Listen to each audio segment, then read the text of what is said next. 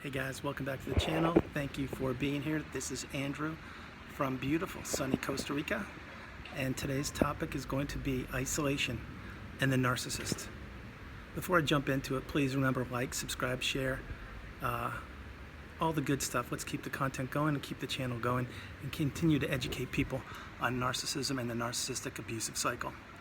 So here we go, isolation and the narcissist. What does this mean?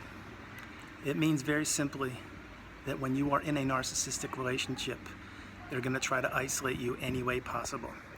Now, this could be by keeping secrets, which they love to do. It could be financial isolation. It could be your family, your friends, isolating you from them. It could be activities, isolating you from the activities that you love and doing the things that you like to do. Isolation is a key component in the narcissistic cycle, and it's one way that they will get control over you, thus getting supply. So let's take a few of these first. Let's first of all take financial isolation. Let's say that before you met the narcissist, you had money, you had a good job, a couple cars, a house, whatever, you're doing fine. And then along comes the narcissist, and they're saying that they don't have much money, or things aren't going that well for them, or they really wanted to take that trip to Disneyland. Things like this. Because you fell for the narcissists and you want to keep them happy and you want to share experiences and good times with them. Of course, this is before you know that they are a narcissist. You're like, hey, I have the money, let's go do it. Absolutely, it sounds great. You do it. And then on that Disney trip, let's just say that the Walt Disney trip turns into a shopping spree. Fine. So now you've paid for a lot of things. Okay, Disney's over, shopping spree's done, you get back. Next thing you know, there's a brand new restaurant that opened up across town. I've always wanted, I heard good things about it, I want to go there. So you go. Next thing is, oh, it's Amazon Prime Day or Prime Week, whatever it is, and all these promotions and specials are going on. I would really love to get a whole bunch of new outfits, new wardrobe, and new things for the house. And you do it. Next thing you know, wow, my car's kind of beaten up. It would be so nice to get an upgrade. You know, my car barely gets around town, and I think it would be good if I could just, instead of fixing it, how about I sell it and I get a new car? Sorry, guys. There you go. So all these things add up. And then, again, another one is maybe the house you live in. Maybe you were paying a certain amount of money for your rent or mortgage, and then all of a sudden the narcissist is like, and believe me, this happens. It happened twice to me. I think the house is okay, but it's good for one person. Let's move and get a better location, bigger, more spacious, and where there's more life. Let's move. So guys, what happens is over all this time, you had money in the bank. The job doesn't matter. I'm sure you still have a great job, and all these things, but they disappear. Now all of a sudden you have credit card debt, the bills are mounting, you can't keep up with the narcissist expectations, and slowly they're going to isolate you. How, you're saying? Well, because no longer do you supply all the trips and all the lavish lifestyle, so they're going to start demeaning you, gaslighting, eggshells, the whole thing. That's only one part. Another is your family and friends. Let's say you're super close to your family and friends. You contact them every day or every week, keep in touch, and you've got a good core group of people. The narcissist doesn't like that. Why? Because they're getting the supply. They're getting the attention and the energy and your love. The narcissist demands this. Slowly you will find that your friends start disappearing. You don't talk to them as frequently. You don't see them. And next thing you know, you're reliant upon the narcissist. And you become basically the narcissist's supply, meaning they demand all of your time and your attention, and you are there to suit the narcissist. That's another form of isolation. Your family and friends, they disappear. They're around, but you're not in contact with them like you used to.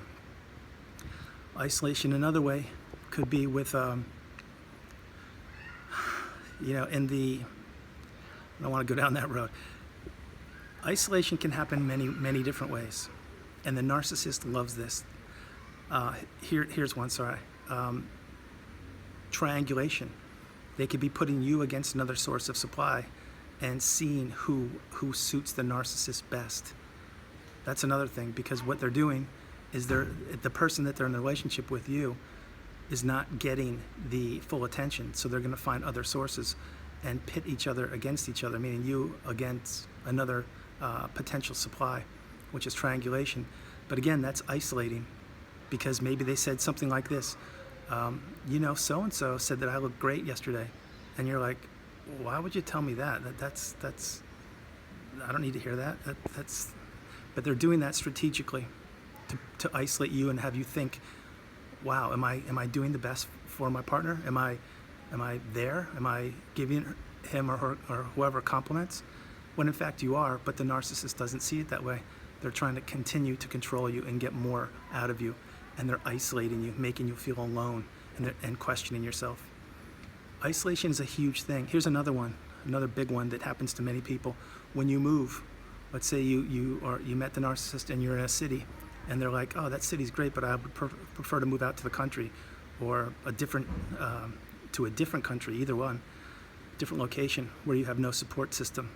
You have no people, family, friends. You have to start brand new. But the narcissist has already people around. Maybe it's their hometown, home city. Maybe they already have family and friends there.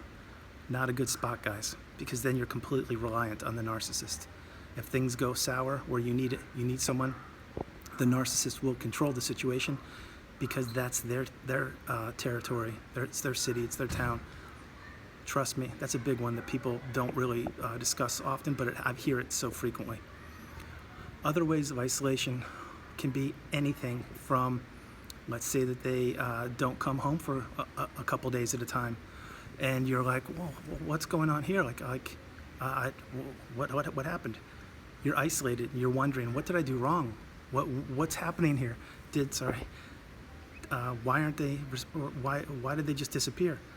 Again, they're isolating you, making you feel all alone, and you have no one to talk to, because who are you going to say? What are you going to do? Tell some family or friend member, oh yeah, my significant other just disappeared, and whoever you tell that to, they're just going to be like, okay, it happens. Maybe they just took a weekend. They need some time off. When you know it's not the case, you know it's highly unusual behavior.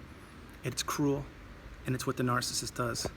Here's another simple one, very simple, that most of you, I'm sure all of you, can resonate with. Texting.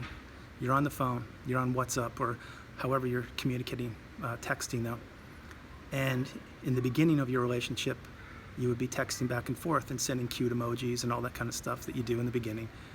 And then now you find yourself texting, and you'll look and you'll see that the narcissist has seen your message, but they're not replying. Why? Because they want control. They want control of you and of the narrative and of the conversation, and they're isolating you again. And what you find is you find yourself sitting there looking at the phone saying, wow, are they going to reply yet? Are they going to reply? I texted them 6 hours ago, and they're on their phone all the time. I can tell when the last time they logged onto the message services, but they're not replying. What they're doing there, guys, completely isolating you, and they know it.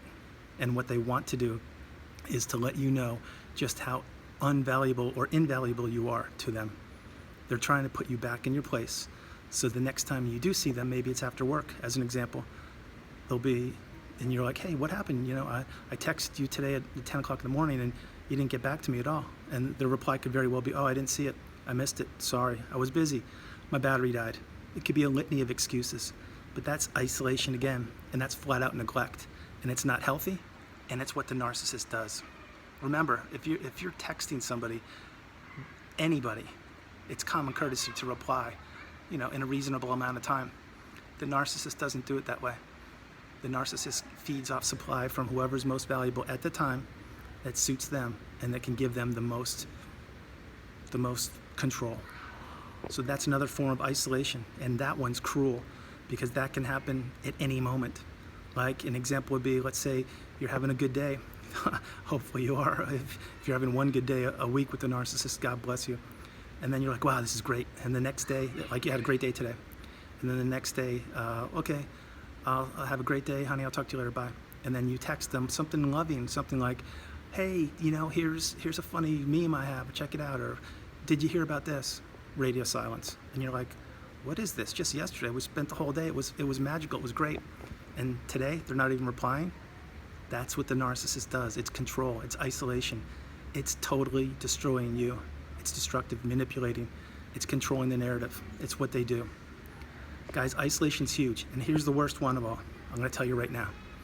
I saved the worst one for last because you need to get this. The discard. When you are discarded, and if you are discarded, believe me, they're going to isolate you every way possible. When the mask slips off and they discard you, it's unlike anything you've ever seen before. You won't recognize them. They won't talk to you the way they used to. They will look down on you like you are the scum of the earth. Sorry to say that, but that's what they will.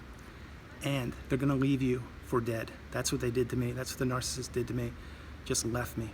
And I had to pick myself up, put myself together, educate myself, and here I am now. But this isn't about me, it's about you.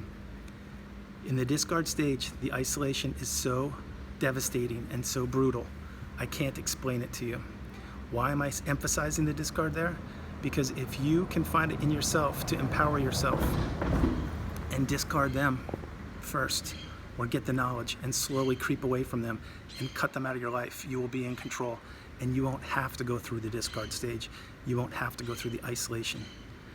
The final part of the isolation and the discard is when you are alone, you're gonna find that your family, your friends, your support system, for the most part, has collapsed for all the aforementioned reasons I gave you before. Financially, you're destitute. You may be in a different town or city or country.